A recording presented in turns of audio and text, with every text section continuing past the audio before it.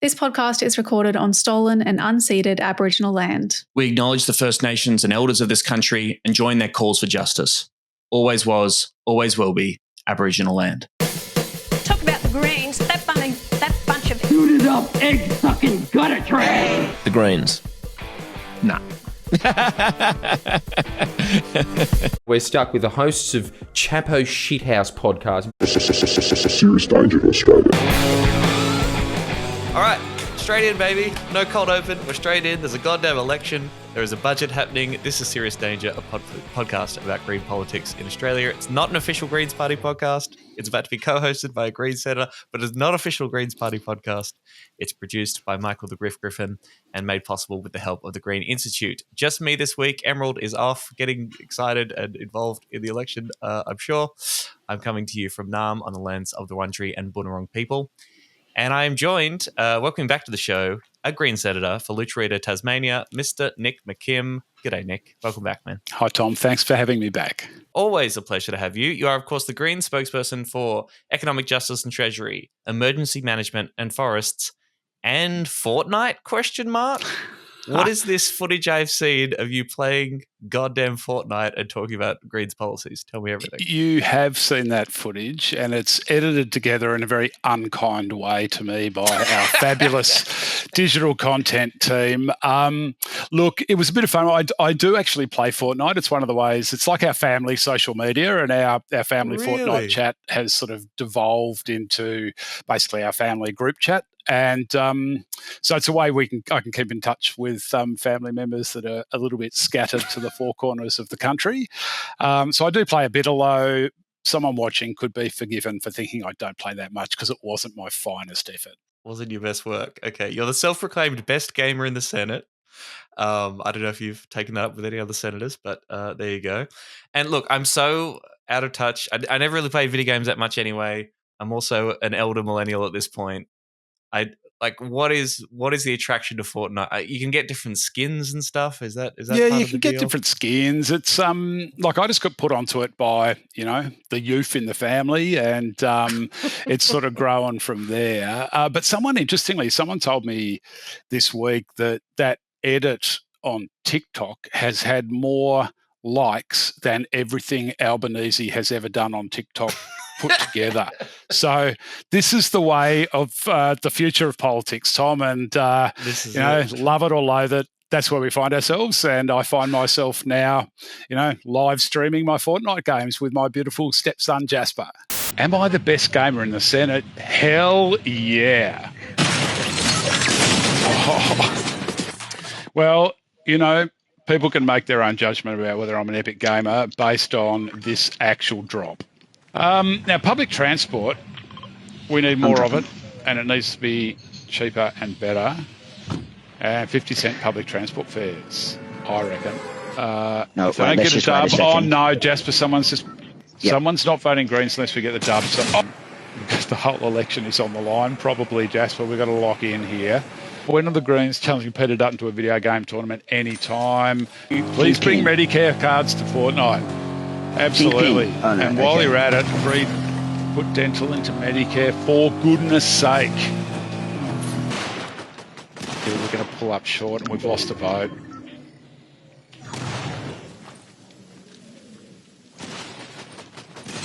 Oh, I don't think we can call that match a loss yet. It was too close to call.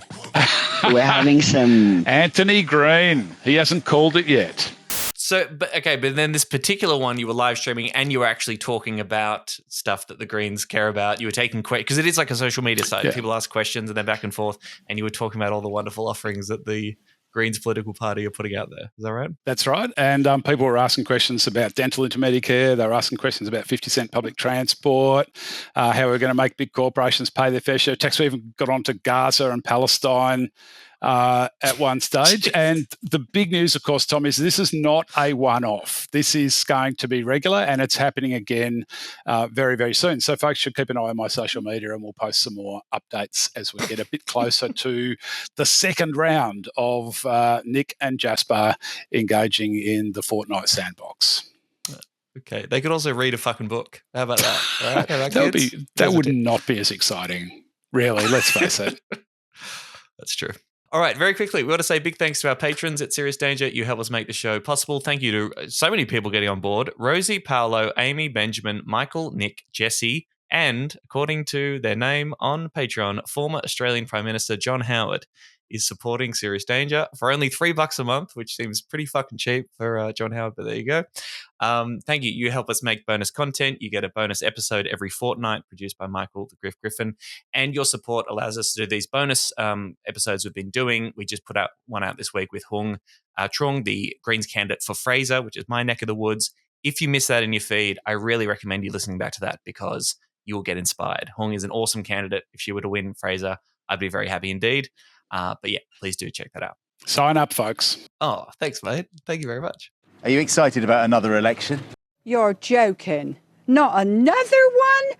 Oh, for God's sake, I can't stand this. There's too much politics going on at the moment. Why do you need to do it? Nick McKim, an election has been called. We are, of course, recording this on Friday. It comes out on Sunday, but Albanese's bloody done it. He's gone to see the Governor General. We are in election mode. Are you fired up and ready to go? It's on, and I'm stoked. We're all stoked. We're all ready to go. We think we're in a really good place. We've done a lot of hard work to deliver outcomes in this parliament, but also to put ourselves in a place where we've got a really solid foundation for this campaign, and we've got a plan, and we've got the people in place to pull it off, and we've got many, many thousands of amazing volunteers right around the country to help us have the conversations we know that we need to have to make a real difference and to have a good result. So, folks, please, if you're watching this and you haven't already signed up to help us in the campaign, we'll look after you. You'll have a great time.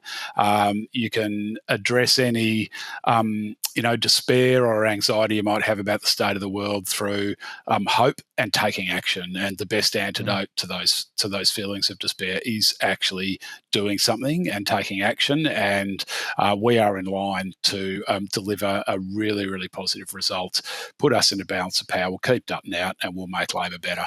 Hell yeah. Hell yeah. How would you summarise the first term of the Albanese government? The past 3 years, it's been a wild and crazy ride. What would you make of this Labor government's first crack?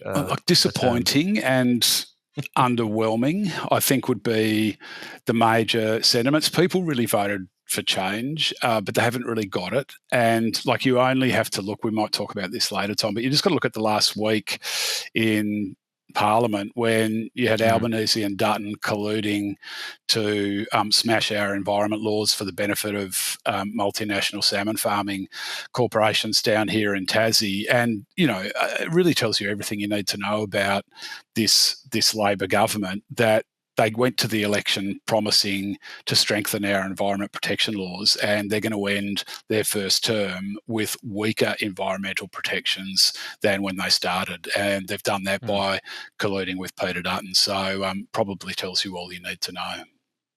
Okay, now I knew this was going to come up, okay, because I know how massive this is for the Greens generally, for people in Lutruwita, yourself. You're very passionate about it and totally understanding. I'll be honest, I'm going to plead a little bit of ignorance on the salmon industry details, but I know it was a big deal. Basically, in order to protect the salmon farming industry, which is sort of around the seat of Braddon, my understanding is the Albanese government, passed legislation that reduces the right to review previous federal environmental decisions in an attempt to save salmon farming jobs on Tasmania's west coast. In one of the last acts of Parliament before the election, the day featured a senator waving a dead salmon in the Senate, another in his gym attire shouting at the Prime Minister, and an intervention from Leonardo DiCaprio. So Leonardo DiCaprio is on board saying these laws are terrible. Peter Wish-Wilson heckled Anthony Albanese, calling him mongrels, I believe. Sarah Hanson-Young held up a giant salmon in a plastic bag to illustrate how much the government's actions stink. And I believe you in the background of that same clip was yelling out, "It stinks." Is that right? That is right. And look, I have to say, I mean, there was a lot going on this issue over the last few days, but I thought Pete Wish-Wilson sort of resurrecting, you're a pack of mongrels. That is something from a 1950s ABC cop series. Yeah, pack of flaming mongrels, rack off, you mongrels. I just thought it was terrific, Tom. I don't think there's enough sort of retro insults flying around Parliament House, and I thought Pete just absolutely nailed that one. We could have got conga line and suckholes in there. That'd be good. All right. So this is the government taking away their own environment minister's ability to review decisions to protect the salmon farming industry. And if I'm correct, and please correct me on this, the salmon farming industry is non-native salmon. That's right. And it is seriously endangering the prehistoric ray species, the Maugean skate. Yes. Am I pronouncing that correctly? That's The Maugean right. skate. Yeah. Okay. So classic the environmental versus capitalism story, prioritizing the interests of industry despite its environmental impacts. And apparently this Labor government is prepared to once again undermine their own environmental minister or the Australian environmental minister's powers to look out for the environment for the sake of trying to win this particular seat and do the bidding of this industry. Is that a fair summary of things? No, that's a pretty good summary. I'll just give a quick sort of dispatches from the southern front here, down here in Lutruwita, because you've not only got the industry in a place called Macquarie Harbour, which is it's on Tasmania's west coast, the west coast of Lutruwita, and it's the only place that the Maugean skate exists anywhere in the world. And I might add, that skate's gone very nicely over there. Thank you very much for many countless millennia until industrial salmon farming went into Macquarie Harbour. We pointed out at the time that it shouldn't go in there, but nevertheless, in it went with the support of both of the old parties, the Labor and Liberal parties. And I don't want to get too technical, but the amount of fish feed and fish shit that goes into the harbour deoxygenates the water, and as a result, the Maugean skate, as well as a range of other species, I might add, are in a lot of trouble in Macquarie Harbour. The whole ecosystem of the harbour has been significantly disrupted. It's significantly inside the World Heritage Area, I might add. At the same time, we've had a mass mortality in the fish farms in southeastern Tasmania, where well over 1 million fish have died. Egregious animal cruelty has been exposed, where these corporates have been uncovered or busted, putting live fish in with dead fish and just sealing up the containers, so the live fish then are suffocated to death. That's to the extent that the RSPCA has now withdrawn its certification from the company involved. You've got people can't go swimming on their local beaches in southeast Tassie without bumping into sort of rotten, stinking salmon carcasses, and there's this awful, smelly, kind of congealed, fatty remnants of dead salmon substance that's now coating a lot of beaches in southeastern Tasmania. So to say that the whole thing stinks is both an understatement and a literal description of what is going on. And of course, the people driving this are the salmon farming corporations, all of whom are multinationals, all of whom offshore their profits, none of whom have paid any corporate tax for the last 5 years. And the Labor and Liberal parties to facilitate anything that the big corporations want. So we're here to fight against it. And I have to say, down here in Lutruwita, the mood is like it's smoking down here. The issue is popping off. And I predict a massive decline in the vote of both the Labor and Liberal parties as a result. And it wouldn't surprise me to see that reflected in large parts of the rest of the country as well. Right. Even though presumably the salmon farming industry, obviously provides a level of employment on the west coast of Tassie, but that's a small number of people compared to the number of people getting pissed off by this environmental recklessness. Well, that's true. And I mean, of course, as we say with, fossil fuel communities, coal communities or logging communities, people will need to be helped through a transition. And this is not the fault of the workers in the industry. This is the fault of their corporate bosses and the political parties who won't regulate the industry strongly enough. But we say put the industry onshore into a closed loop scenario that where you could control the overwhelming majority of its environmental impacts. Now, the amount of jobs is a lot smaller than what the industry would claim. Like basically in Macquarie Harbour, there is around 50 or 60 jobs. So basically Australia's environment laws have been trashed to apparently or supposedly protect 50 or 60 jobs. I mean, it's like And by the way, these laws don't just these changes which prevent the minister from reconsidering decisions. They don't just apply to decisions on salmon. They could apply to decisions on fossil fuel projects, other mines, property developments, massive infrastructure developments. The list goes on. So this is a smashing of Australia's environment laws delivered by the Labor and Liberal parties in collusion, supposedly to protect a couple of dozen jobs or a few dozen jobs in Macquarie Harbour. I mean, it's a triumph of politics over common sense. God. All right. Well, thank you for teaching me about that. I'm glad I've across that and we got it in there. And we'll mention towards the end of the episode some stuff you were doing to help that campaign. And I guess it'll be front of mind as you're campaigning in Tassie. The election was announced technically on Friday morning when Albanese went to the Governor General's house. Apparently, Albanese's department officials jumped the gun by accidentally sharing a post on social media saying that they were in caretaker mode, which they then had to delete, which is like... It makes you feel good about the competency of the people running the country, I think. But then did you see the opposition was seriously bitching about Albanese doing this the day after Peter Dutton did his budget reply? Because they're like, Albanese, he's stealing Peter's thunder, all right? And Peter wanted good headlines, and Albanese was really mean when he announced the election the next day. Poor Peter. I'm sure, Tom, you and I can just join in a moment of sympathy for Peter Dutton here.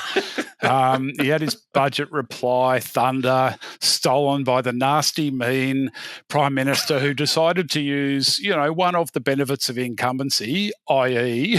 when to call the election, to do over his political opponent or in some cases, in a lot of cases, his political collaborator. So, yeah, look, suck it up, Pete. I reckon. Suck it up. And it's like, okay, you want to do something about that? Then support fixed terms. Oh, no, you wouldn't possibly do that because when you're in government, you want to do exactly the same thing and use every political advantage to try and stir up your own power. But no, the principle doesn't matter. You're just going to bitch and complain now and then move on. Yeah. Wonderful stuff. Anyway, I'm happy.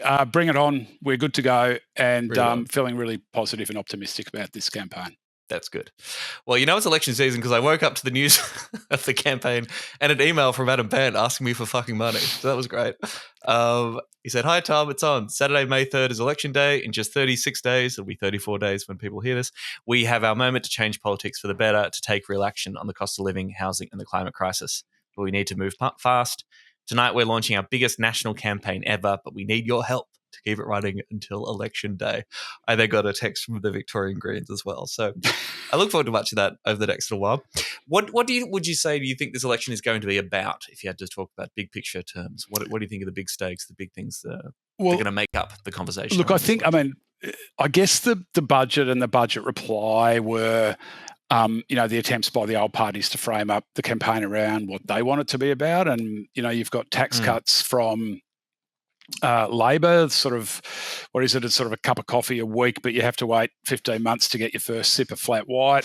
You've got Dutton out there promising, petrol price relief, but only for a year. And then you've got us saying, let's make the big corporations pay their fair share of tax and do actually something meaningful, like let people get their teeth fixed for free forever. Like, I'm very happy to put our offering out to the Australian people next to the cost of living offerings of either the Labor or Liberal parties, and let's have that debate. I mean, for us, we are unashamedly saying that we will keep Dutton out. Vote for the Greens is a vote to keep Dutton out of the lodge, and it's a vote to put us into balance of power and make Labor a better government than they otherwise would be. And we've got some proof points on this, both at state and territory level. We've been in government down here in Lutruwita for 3 times in balance of power. We've delivered massive environmental benefits, Tasmanian Wilderness World Heritage Area, a whole bunch of energy efficiency and household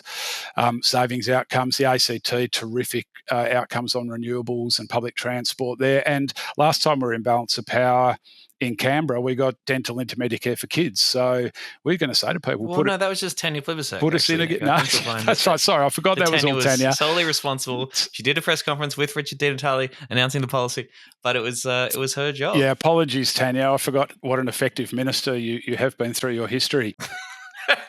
But yes, we got dental into Medicare for kids. So we're unashamedly going to say, put us into balance of power again, and we'll deliver it for everyone else. Fuck yeah.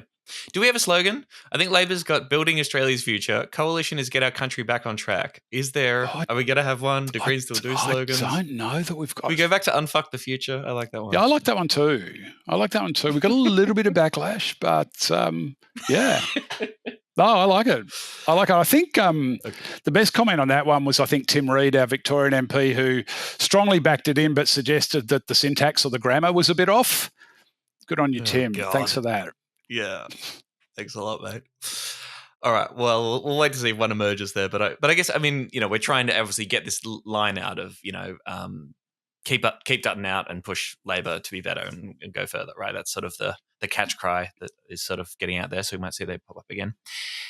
I'd be interested in your thoughts on this. A few people have said this to me, people who are sympathetic to the cause, but they sort of say, if Adam Bandt says we won't work with the coalition government and, we would look to work with Labor, does that effectively deal them out of a negotiating hand if we do end up in a minority government situation? What do you say to people when they bring that up? Yeah, no, I absolutely understand the sort of negotiation theory behind that view.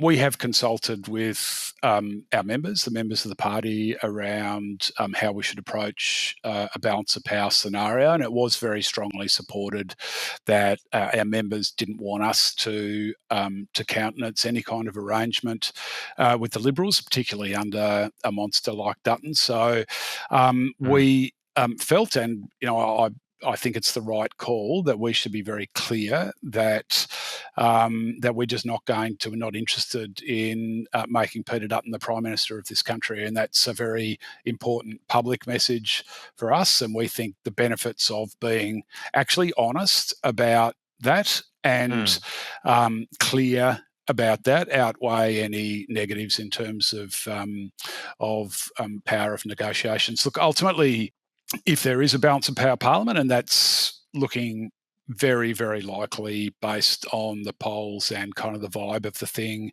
at the moment, I think our party room and most of our members wouldn't want to put Peter Dutton in. I certainly don't want to see Peter Dutton as Prime Minister of this country. And I'm no massive fan of Albanese, but disappointing and lacklustre a Prime Minister as he's been. And I know this is a very low bar, but I'd prefer him in the lodge to Peter Dutton. Now, is the option of sending people back to the polls at all there? Like, if we got into a negotiating position in a minority government and Labor just says, fuck you, no concessions, no negotiation on any poly position whatsoever, we're going to do the stuff we said we were going to do, you've got to get on board, end of discussion.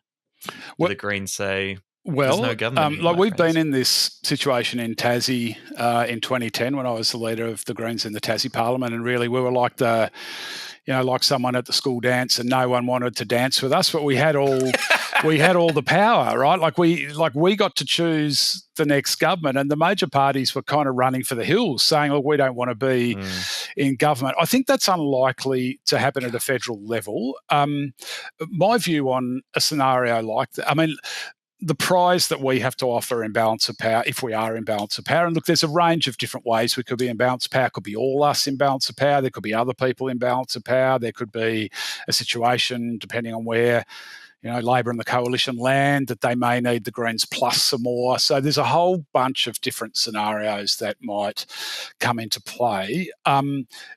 The prize that anyone in balance of power has to offer is guarantees of supply and confidence, which allows the person you offer those to the opportunity to go to the Governor-General and advise the Governor-General that they have the numbers to form a stable government.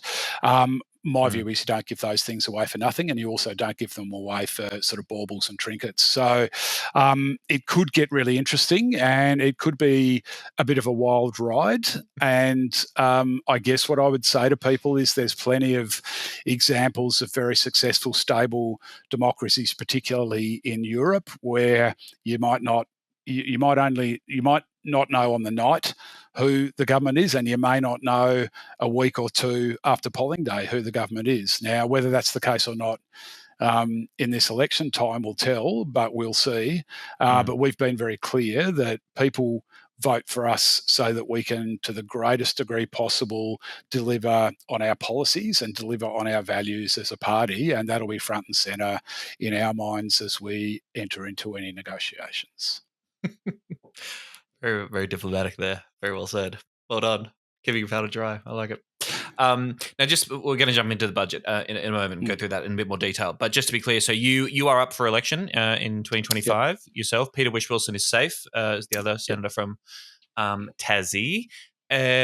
Anything else, just briefly, we should know about the other Tassie candidates for the Greens who are out there? Vanessa Blair, she's going to be number 2 on the Senate ticket, is that right? Yeah, Vanessa Blair, she's terrific. She's an environmental lawyer and has run a lot of court cases over the journey for environment groups in Tassie, particularly around actions on forests, legal action on forests.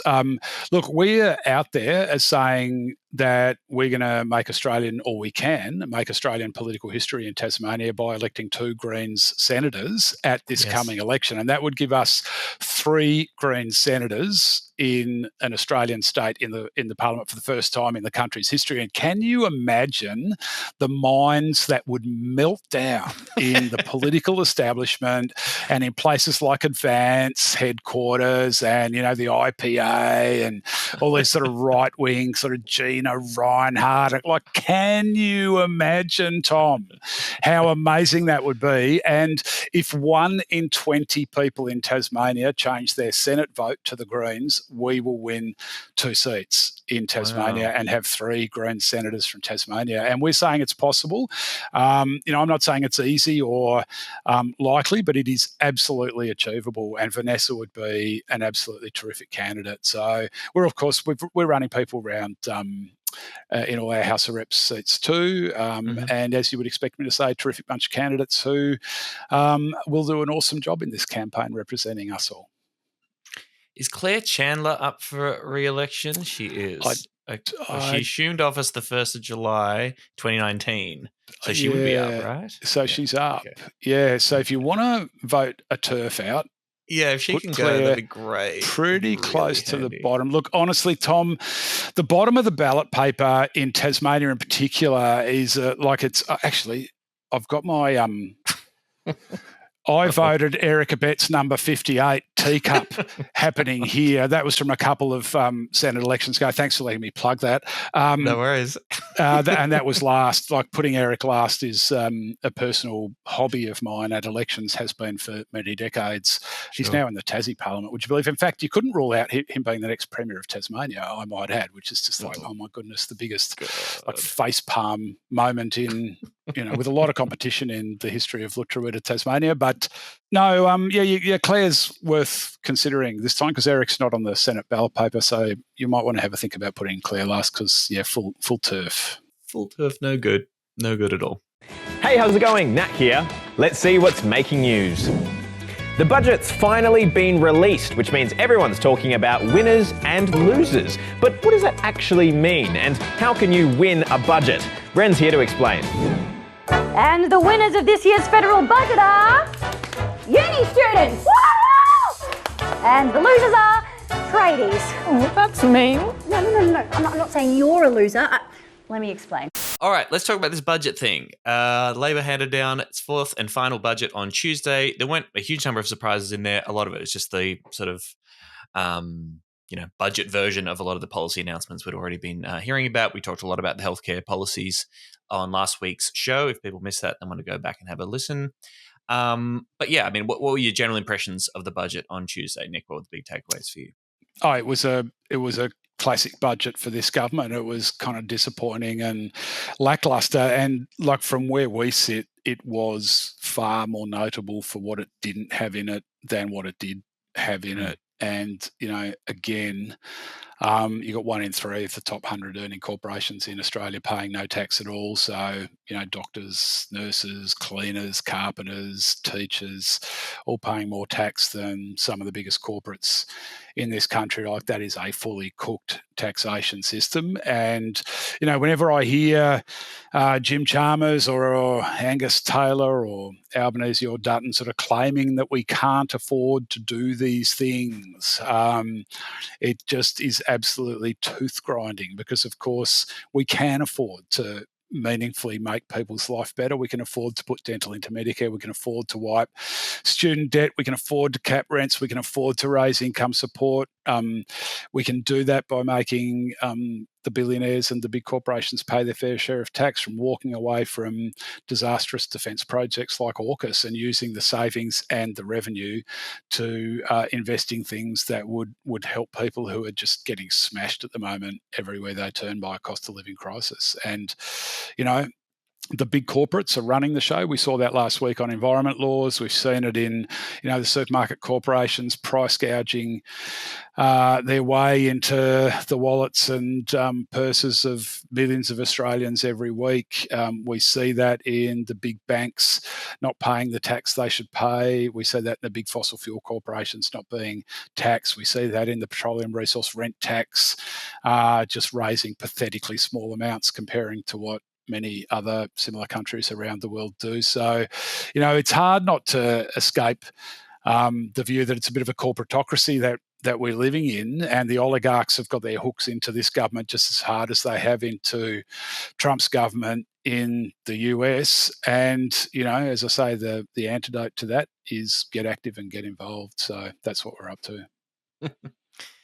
Get the Greens in there. All right, these tax cuts that you mentioned, this is sort of the big surprise, or the thing that was sort of leading a lot of the coverage of the budget. So these are top-up tax cuts. They're going to kick in from July next year.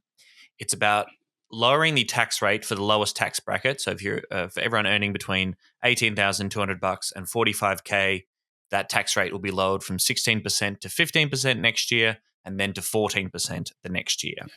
Once you factor in the other tax cuts that Labor has passed through in this past term, it works out to about $50 a week, $536 a year for the average worker. The total cost of the budget is $17 billion in foregone revenue, which went through the Parliament. This is all pretty rushed through the Parliament pretty quickly in the same week. Now, the Greens did support that technically, that legislation. Is that right? Can you talk us through that a little bit there about the thinking there? Yeah, sure. So we've consistently said that we don't want to raise the tax burden on low and middle income earners. And this tax cut, as you said, it was sort of slammed onto the table in the budget and then jammed through the Parliament in 2 days. These are not the fights that we want to have with the government. Like we are very clear about our revenue raising. That's wealth, billionaires tax, excess profits tax on the big corporations, a whole range of other corporate tax proposals, and ultimately people are getting smashed. Now the problem with these tax cuts is their delayed implementation, and my assumption behind that is probably twofold. One is maybe they just thought they couldn't afford it, which, as I said, we just don't accept. They may have also decided that they could be inflationary and attacked as inflationary, and therefore put interest rates back onto the agenda again. So, these are tax cuts that, as you said, they're in the lowest tax bracket. But of course, who doesn't get a benefit? And again, it's tooth grinding to hear Jim Chalmers out saying every Australian gets a tax cut. But actually, that's not true. People on income support get nothing out of this. The people that need relief the most get nothing out of this tax cut, because they're overwhelmingly in the bracket below 18,200, which is the threshold at which income tax kicks in. So the people that are most mired in grinding poverty in Australia get absolutely nothing out of this, and that's it's unconscionable, really. Well, yeah, and just manding, right? This is a line from an article. The government's Economic Inclusion Advisory Committee, made up of community group leaders, social service experts, and economists, earlier this month, urged a substantial lift, saying current payments remain seriously inadequate. This is the same committee that has said the same thing, been saying the same thing, and they've been saying the same thing that everyone's been saying for so long. A committee that was set up through negotiations with David Pocock, I believe, to try and get his support for an industrial relations bill. You set up this expert committee. They give you exactly the same advice every year, advice that the government immediately ignores, which maintains, I think by my calculations, a 4% unemployment rate means about more than 600,000 Australians living on that payment, living below the poverty line, right? Oh, exactly. And look, we should be really clear about this. I mean, the sort of the neoliberal experiment or the neoliberal framework actually relies on a significant unemployment rate. Like it relies on the demand for jobs being greater than the supply of jobs. And so it is deliberately, this is not a bug of the system. This is a feature of the system, a large number of people unemployed. And when you understand that, it's clear that like it's not the fault of these people that they can't find work. It's the fault of the political establishment and the corporate establishment who've got their hooks in the political establishment that they have designed a system that relies on large numbers of people being out of work. Now, when you think about it like that, the least you could do, I mean, we don't support that, but if people want to support a framework like that, at least give the people you are, by design, keeping out of work enough money to lead a dignified life. I mean, that is the very least a decent human would do. And it's bloody shameful that it's not being done. And I saw a bit of analysis from our good friend Stephen Koukoulas, who, as a former advisor to Labor governments, thinks this Labor budget is fantastic. You'll never believe it. But he was saying that the unemployment rate of could get about to 4% now, 4.25%. He still considers full employment. Now, I know there's a floating definition of full employment, but this is seriously the idea that more than 600,000 Australians in a country of 27 million people, more than 500,000 Australians out of work. This is still, by the economic wonks, considered and acceptable as full employment. And we actually wouldn't want it to get any lower than that, really, because that's going to start pushing up inflation. Then workers might get a little bit too empowered, might have a little bit too much influence on wage rates. Like, it's seriously, that's still considered full employment at 4% unemployment. That is Donald Trump level bullshit. Right there. Like, seriously, that is Steve Bannon flood the zone with shit rubbish. Right there. Like they have taken the ordinary English language meaning of the words full employment is anyone who wants a job, there's a job there for them. Like, that is full employment. Yeah. That is full employment. Not a situation where hundreds of thousands of people who would love to work actually can't work because the system by design doesn't provide enough opportunities for them to work. So, I mean, it's the meat grinder of neoliberalism. It's the meat grinder of sort of late laissez-faire climate disaster capitalism, and it's the world that we live in, and we're here to change it. God. All right, some other items. I think we can move through this relatively quickly. We had more energy rebates, $150 off people's energy bills to reduce cost of living. Not too many complaints there. This feature about making non-compete clauses illegal in Australia, this has sort of been bubbling away as an issue for a little while, and it is pretty remarkable. More than 3 million Australians are captured by non-compete clauses. 3 million Australians are under non-compete clauses, and the Productivity Commission estimates that the move of scrapping them, making them illegal, could unlock $5 billion through increased productivity and other measures. And I think what people have been noticed, like some of the professions that are included in this is wild, right? Like hairdressers needing to sign non-compete clauses when getting fired or leaving their jobs for a period of 3 or 4 months. They can't go work for another fucking hairdressing company. Oh, no. I mean, scrapping this seems like a pretty good move, right? This is a pretty good reform that we support. Yeah, absolutely. It is. And I mean, I'm happy to bag Labor out where they deserve it, and that's most of the time. But this one I'm happy to get in behind. And I did hear, I think it might have been Chalmers, but someone said something like you shouldn't have to go to the courts to be able to get a job in, for a hair firm or whatever else it is that's in competition with your previous employer. So, no, good reform, and hopefully it just makes people's lives a little bit easier. I mean, we live in a world where people come and go out of jobs a lot more than historically they have, certainly in recent history, and there's a whole range of reasons behind that, but because that is the framework that we live in, we shouldn't be making it unreasonably difficult for people to get work. Crazy.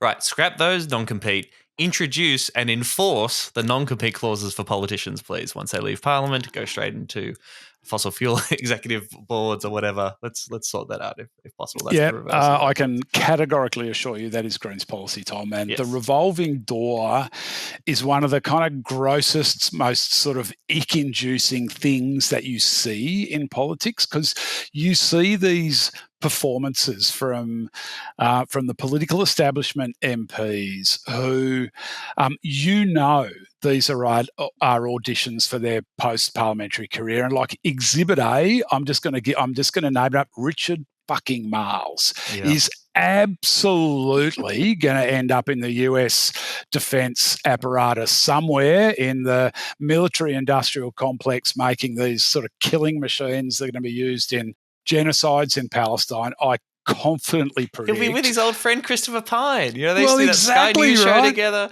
and then they'll be hanging out, making deals for their various defense contractors. It's going to be awesome. Exactly, and I predict that will happen within a couple of years. That one's coming up soon. Watch this space.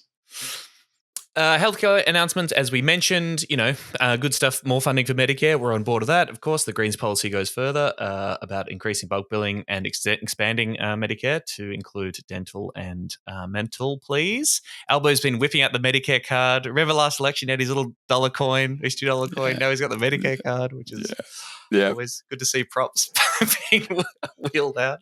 Fishers and Medicare cards left, right, and centre. Yeah, look, honestly, you'd expect me to say this, Tom, but Greens pressure works. Go the Greens. Yes. Like, we were on this for ages, out there campaigning on it. And, Labor had to give some ground somewhere. So they've chosen to give ground there. Like, it's good policy, didn't go far enough, classic Labor. But, we're in behind it, and we're going to push them to go further. Education stuff, again, this is just the formalising of their previous commitments on free TAFE and wiping student debt. Greens, of course, said, hey, if you think student debt is bad, get rid of it before you leave this term. That would make the most sense. But no, we need to use that as an election thing. But also just generally, it's just maddening to me. It's like the celebration and the offering of free TAFE, the wiping of student debt, these are admissions that the system of student debt and getting people to pay for higher education is bad and a failure. You're admitting it by telling us how great you are by reducing that debt burden.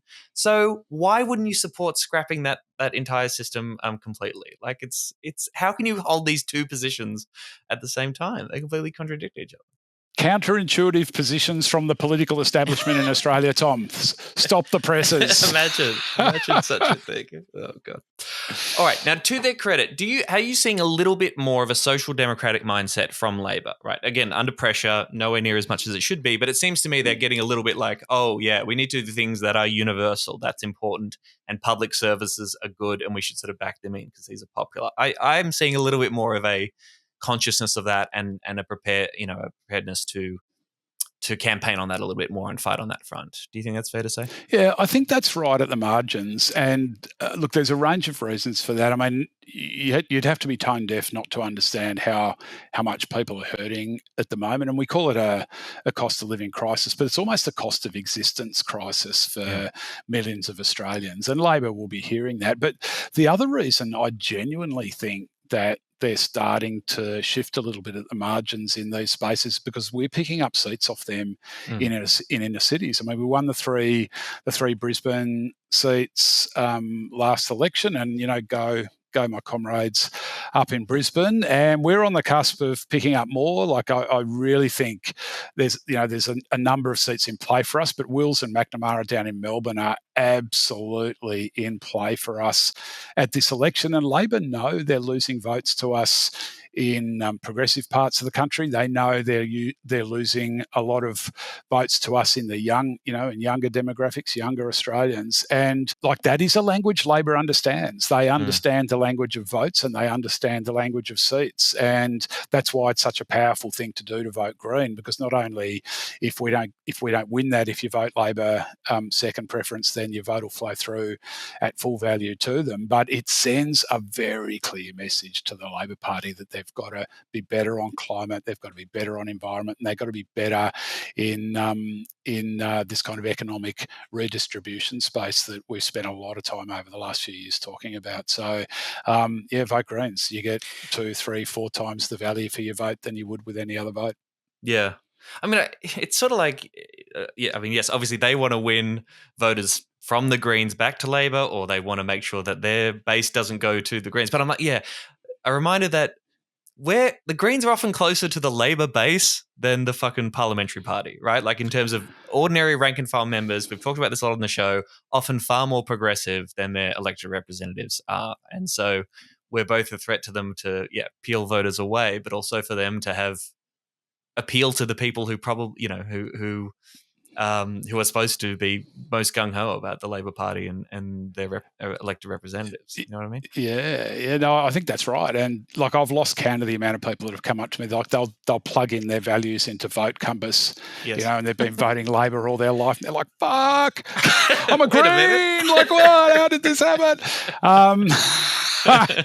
And I just say, oh, well, there you go. Now you know. There you go. Vote for your values. Thanks, public broadcaster. converting more people to the Marxist woke Greens. Oh, the woke. Do you like my corner of woke? This is very good woke. This is very good. Yeah, that's good woke, isn't it? I made the corner of woke for our Twitch stream, our Fortnite Twitch stream, but I liked it so much that I've kept it for you, Tom. Thank you very much, Nick. I appreciate it. All right, some other sort of quirky moments in the budget here. What do you think of this tobacco excise thing? Okay, apparently, so the story goes, the excise on tobacco is so high that it's driving a whole lot of people to black market cigarettes and tobacco. Apparently, it's costing the government $7 billion a year in foregone revenue. This budget had $150 million invested in trying to crack down on that black market, I suppose. Other people would say you can, try and crack down all you want, but as long as the cigarettes are as expensive as they are, it's going to further the black market. What's the correct Greens leftist position on taxing cigarettes?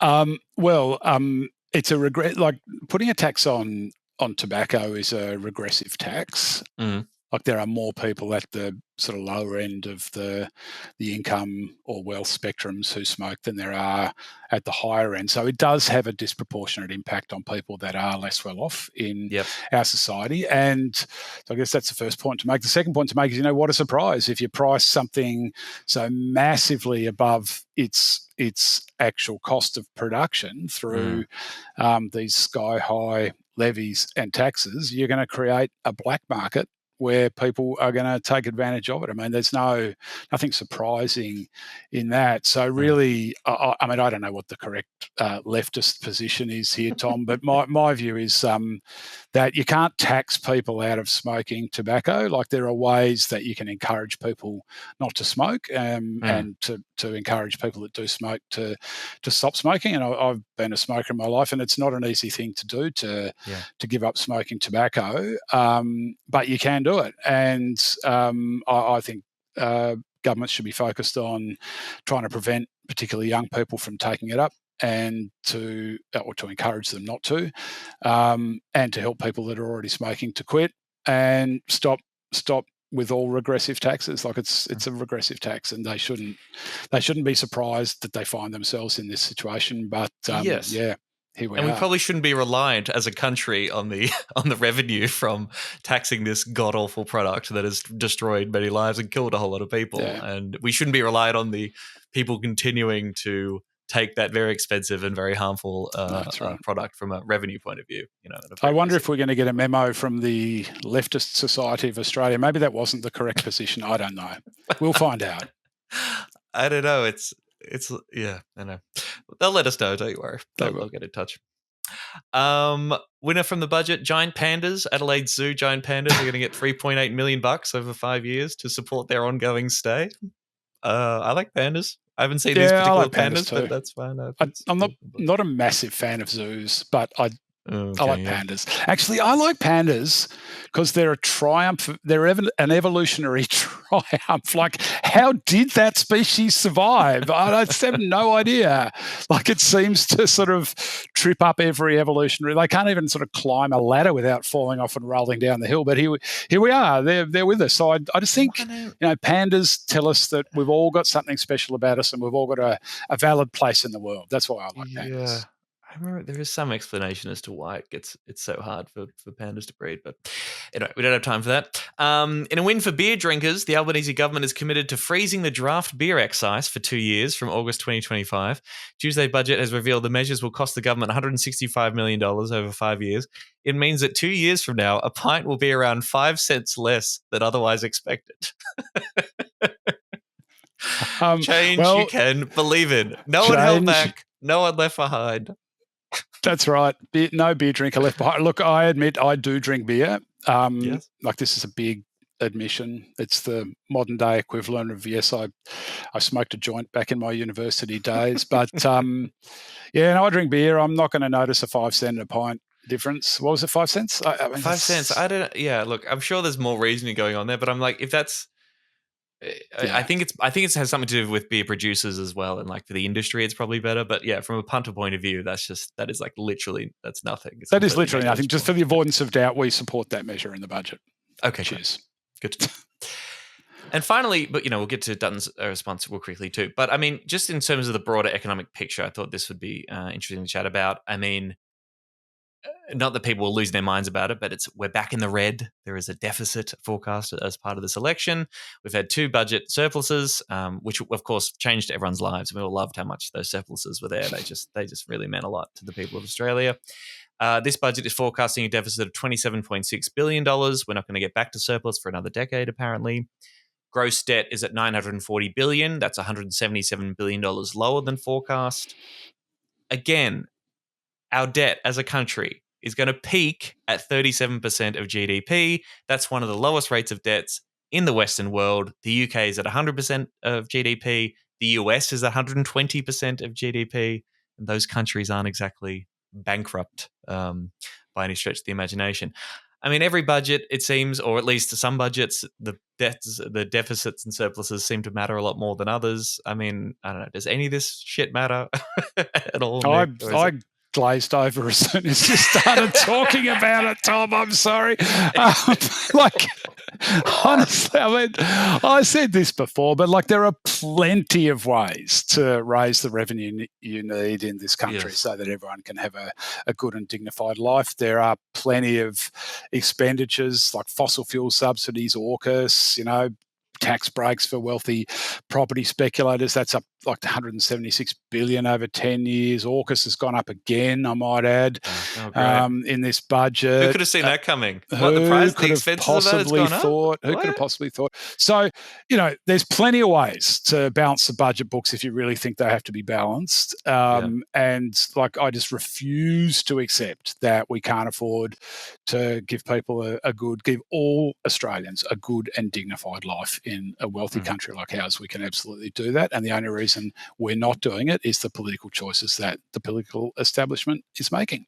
And just the madness, the debt and deficit obsession that we have in this country is so mad when you look at other countries, right? Like in terms of, if you say size of government is spending compared to GDP, all right, we are set to hit 27% of GDP, right? That's the forecast. The OECD average is over 40%. Over 40, the average in OECD countries, the government spends about 40% of their GDP in spending and expenditure. The tax take, the revenue, we're heading to 23.4% of GDP by 2029. Okay, Labor is actively bragging about how this is the lowest tax rate in more than half a century, without any consideration of what that means, of all the stuff that we're not doing as a country because we're keeping this arbitrarily low tax figure.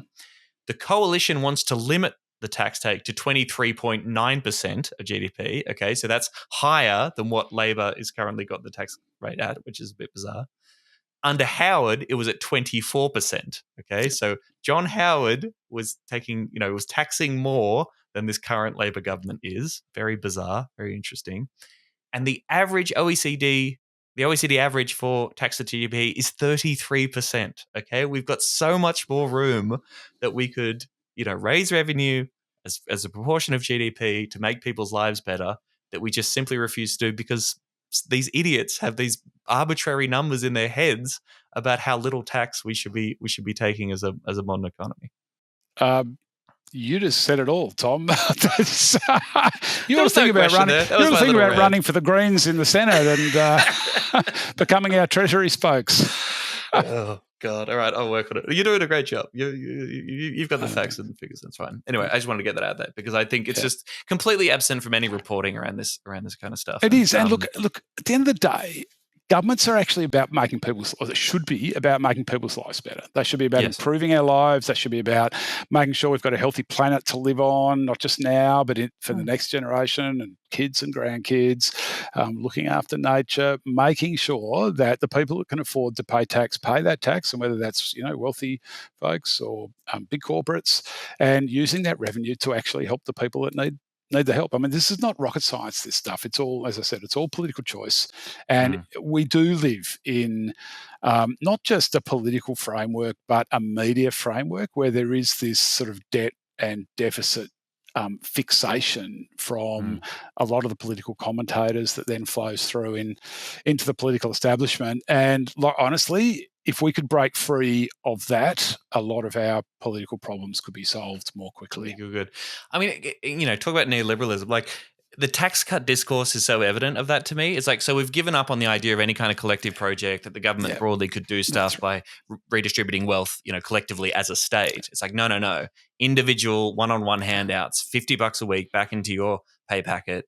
And then you got to deal with it. You got to deal with your costs of being alive and educating your kids and getting your healthcare taken care of. That's all that's left now because the state has been hacked away so much. That's right, and that's the neoliberal experiment. And I mean, back in the day when before printed monies, and like, I'm not sort of harking back to the good old days or the good ancient days here, but like, we had to operate as a collective to survive. Like, we had to work together so that we could survive as family groups, as tribes, as emerging nations of people. And neoliberalism has, you're absolutely right, it's just put that behind us, and this sort of cult of the individual has arisen, and it's pretty hardcore baked in now, unfortunately. And the idea that we are only as strong as our weakest person, and that we can all be at our best as individuals if we have a strong collective has been lost. And that's one of the absolute philosophies of being a leftist and being progressive and being in the Greens. Like, we're a collectivist party. We operate on a collectivist basis, and we want to deliver policies that are inherently collectivist in nature, and we're proud of that, and I'm proud of that. Bloody oath. All right, look, very quickly, let's just move through the coalition's bullshit in response to this particular coalition, because the wind was cruelly taken out of their sails, as we know, by the election announcement. So we need to give Dutton his due. All right, the coalition is not going to support those tax cuts. They called them a cruel hoax, I believe. They said they would repeal those tax cuts if elected, which is, give Labor its credit. That's a pretty good move to see the coalition talking about, yes, we'd increase taxes in theory if we were elected. They're going to say they want to cut the fuel excise by 50% for about 12 months. They reckon it would save someone filling up a 55-litre car every week about $14 per week, or $700 a year. It cost $7 billion, apparently. Labor said, we're not going to match that. So coalition aren't going to do Labor's tax cuts. Labor's not going to do the fuel excise cut. Anything to say about the fuel excise discount? Morrison did this for a period back in 22, I think, and then it kind of expired. Is there much to this? Yeah, not really. We're not going to support that, and we wouldn't support it if that was brought in. I honestly don't think Dutton will repeal those tax cuts, by the way. I think they're saying that because they have this debt and deficit obsession, and they want to be able to say they're sort of balancing the budget. But I'm not sure they'll do that if they win. Let's hope they don't win, that is. Yes. Certainly. Dutton talked about this gas reserve policy. He said, energy is the economy. An incredible line, I guess. Energy is the economy. Oh, okay. The nuclear policy, of course, which has been announced, we've talked about a lot on the show, wasn't really mentioned too much in the reply. I guess they'd argue that we've talked about that. We put out the detail, quote unquote, about how that's going to work over a series of months. So they're focusing on this gas reserve policy. He said if the coalition was elected, it would reserve gas for domestic use that would have otherwise been exported. This will secure an additional 10 to 20% of the East Coast's demand, gas which would otherwise be exported. Gas sold on the domestic market would be decoupled from overseas markets to protect Australia from international price shocks. And he reckons it can reduce gas prices from $14 per gigajoule to under $10 per gigajoule. Also promising $1 billion to set up critical gas infrastructure to fund gas pipelines and storage capacity. And as we know, they've already committed to fast-tracking massive gas projects like the Northwest Shelf gas project in WA.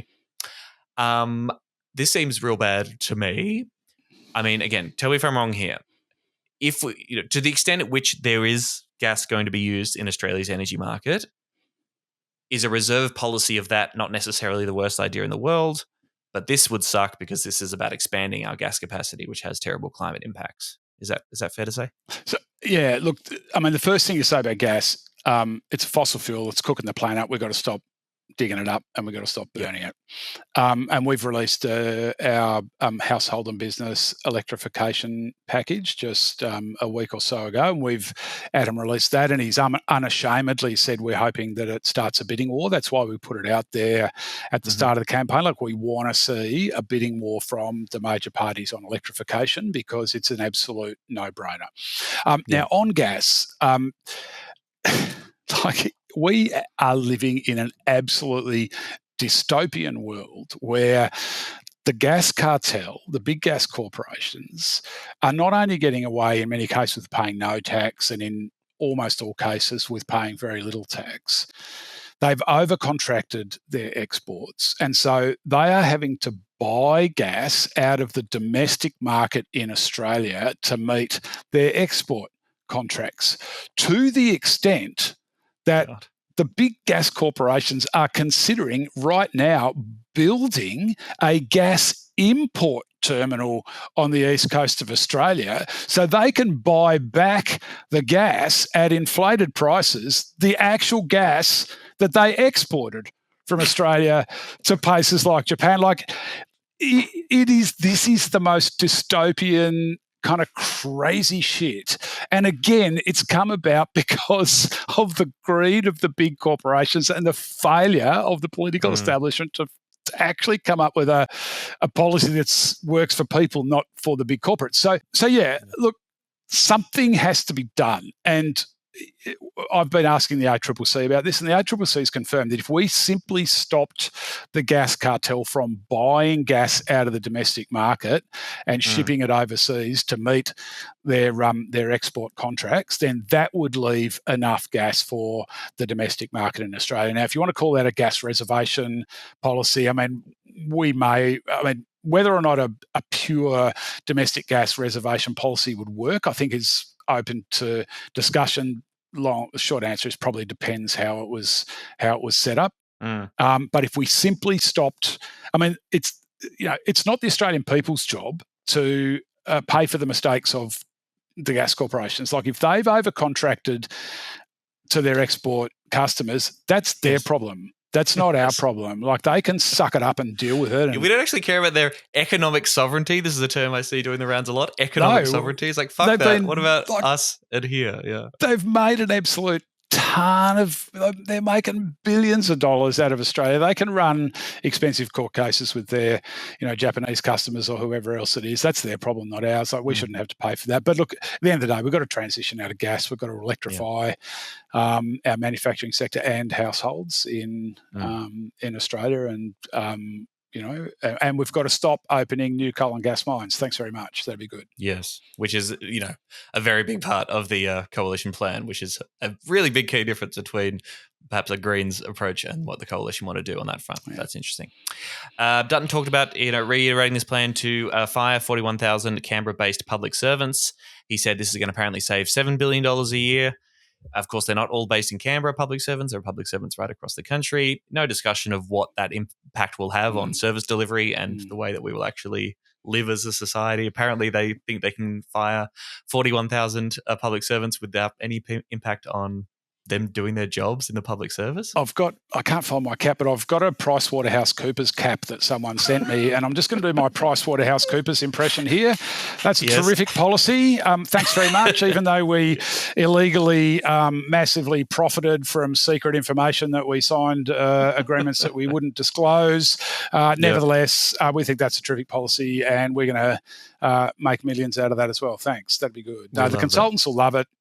Shouldn't happen. It's the Australian people who'll pay sacking public servants and putting the private sector in charge of delivering public services. Tom, what could possibly go wrong? What could possibly go wrong? I thought this was interesting. The Finance Department says the size of the Australian public service is 185,000 people, and as a percentage of the population, it is slightly smaller than when Liberal Prime Minister John Howard left office in 2007. So once again, what is this obsession that there is a bloated public service when we have been hacking away at this thing for decades and decades is just crazy to me. And the idea that the public service is bloated now when it's smaller than what fucking John Howard had. What the hell are you talking about? That I didn't know that. Isn't that wild?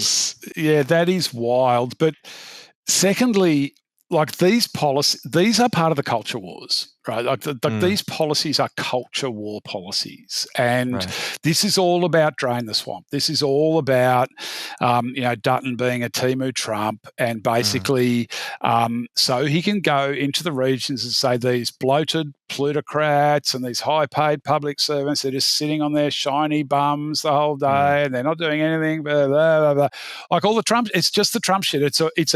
This is a hook for him to hang his Trump shit on, and he's got plenty of them. And public servants, sacking public servants is another one. And it seems that there's a lot of commentary about how much it seems like the coalition is overestimating the kind of Trumpist politics and the appeal that it has in Australia. I mean, like just overwhelmingly, consistently, Australians don't like Donald Trump. They don't really like his general vibe. Then with the tariff thing, the chaos that he represents, the asshole that he is, he's not a popular figure. So to sort of be out there being like, yeah, we're going to do that whole Doge Elon Musk thing that everyone loves, right? Seems to be a pretty shitty political call. Yeah, I mean, look, I hope that's right. I think the calculus is for Dutton here is how is that going to play in the key seats that he's got on his target list and the key swinging voters in those key seats. And look, I honestly don't know the answer to that, but clearly that's his strategy. Yeah. All right, last two ones, and this is just sort of summing up stuff he's already announced, but they're going to scrap rewiring the nation, which again is another policy that I think is pretty good from Labor, poles and wires to make sure that renewable energy can actually reach lots of people. They're going to get rid of that. Though Peter Dutton says he won't axe any existing contracts already in place under the Rewiring the Nation project. So he said he was going to scrap the whole fund, which is $20 billion, but he said if there are any signed contracts, then they'll honour them if he gets elected, which is a little bit like, okay, I guess you'd get... So half of it is good. It kind of seems quite confused and ridiculous. And they said they'd scrap the Housing Future Fund, which I thought the Australians wasn't the big attraction of the fund that they couldn't scrap it? Isn't that what Labor was constantly talking about? The HAF's amazing because then the coalition would never be able to get rid of it. Wasn't that their crazy Well, plan? it's legislated, so if he can get the numbers, he could scrap it. It'd need to get through the Senate. And whether he could get the numbers in the Senate to scrap it or not, I'm not sure. Look, we made our view pretty clear on the HAF. It wasn't the way we would have approached things. And we held it up and forward on it and delivered an extra $3 billion into social and affordable housing, which we thought was a pretty good outcome there. So in the end, that's now in and it's law.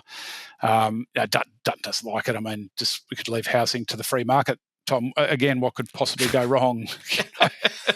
Well, what is a coalition housing? For all they talk about housing, it seems to me their entire housing approach is apparently cutting immigration, which is going to solve the problem according to them, and allowing people to access their super to buy a house. That seems to be the totality of the coalition approach to one of the biggest issues facing the Australian electorate. That pretty much is the totality of their approach. And look, the thing that I have to laugh about with Dutton, like he wants to blame migrant, like, you can't get a hip operation, like it's because the migrants are jamming up the hospital system and the pothole in your road outside your house because migrants are driving their cars up and down it. But the hilarious thing that puts the big lie to Dutton's claim that it's migration levels that are causing the housing crisis is we had the pandemic and migration was literally zero and house prices went through the roof in Australia and the housing crisis kind of metastasized while we had literally nobody coming into the country for a long period of time. So I dare say that kind of puts the light of that. And hilariously for Peter Dutton, there's been a fair bit of research published recently that allowing people to raid their superannuation funds and use that for a deposit on houses would put up house prices by somewhere in the region of 5%. So it would sort of turbocharge the problem. God. So basically they've got no coherent housing policies at all, is what you can safely say. We gotta stand up, because we need to change to protect democracy. We gotta stand up if we want to see a future for the territory. Are you sure? Yes, I'm sure down deep inside. It's the voice we want. Honesty, it's the voice we want. Integrity, it's the voice we want. Democracy, voice we need. Oh yes indeed. Well, they haven't got my vote. I tell you what, the more I hear about this guy, the less I like him. You and me Labour, both. credit to the good stuff in here, that's fine. But I don't know. I think I'm coming around to the Greens. Let's we'll wrap it up. But I suppose, yes, I'll give a Greens budget reply. You've been doing this throughout our entire conversation. But I suppose what would be your message to listeners of this podcast who are very much already on board, who want to be energised, facing down a 5-week election campaign to get as many Greens elected as possible and keep Dutton out? What's your message to them, Nick McKim? Put us in a balance of power. We'll absolutely rock solid guarantee keep Peter Dutton out of the lodge. We will make Labor into a more progressive, a fairer government that takes stronger climate action and looks after nature. And in budget terms, very simple, make the ultra-wealthy billionaires and the big corporations pay their fair share of tax, and we can use that revenue to fund the things that would help Australians who are getting smashed in the cost of living crisis. So dental into Medicare, mental health properly into Medicare, wipe student debt, raise income support, cap rents, build more public houses, and a range of other things that I haven't got time to go into. But Tom, here we are, day one as we record this of the election campaign, and we are up and running. And I'm feeling good about it, I have to say. I'm glad, mate. I mean, I think you're probably going to be pretty safe, but I certainly very much hope that Nick McKim is returned to the Senate in Tasmania. The election is on. You can go to the Greens page and look at all the events. That's got door-knocking stuff. That's got all the campaign stuff. No matter where you are in the country or whatever seat, you can also contact your local campaign and say, I'm a human being who wants to help. Every campaign everywhere needs volunteers, money, love, and as Nick says, yes, the only cure to feeling hopeless about the shitty state of the world is to do stuff. And this is an election campaign when we can totally do that. So we'll put that link, as always, in the show notes for people to check out. For folks in Lutruwita, I know there are 2 little things coming up next weekend. Well, not little things, but next weekend you've got these events. The Skate for the Skate. What's the deal with that one, Nick?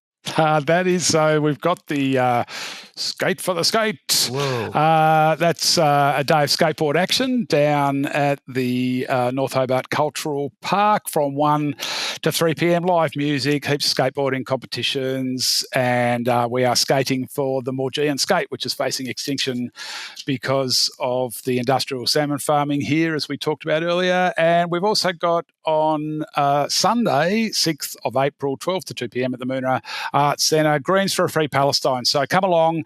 I'll be having a conversation with a Palestinian Tasmanian from down here in Lutruwita, Tasmania, who's just got back from Gaza. Oh, wow. We'll have a special video message from my dear friend Merin Faruqi, and you can hear all about our campaign to free Gaza and for a free Palestine. Brilliant. Okay, again, we'll put those links in the show notes that people can check out. Tom. Thank you so much for your time, Nick McKim.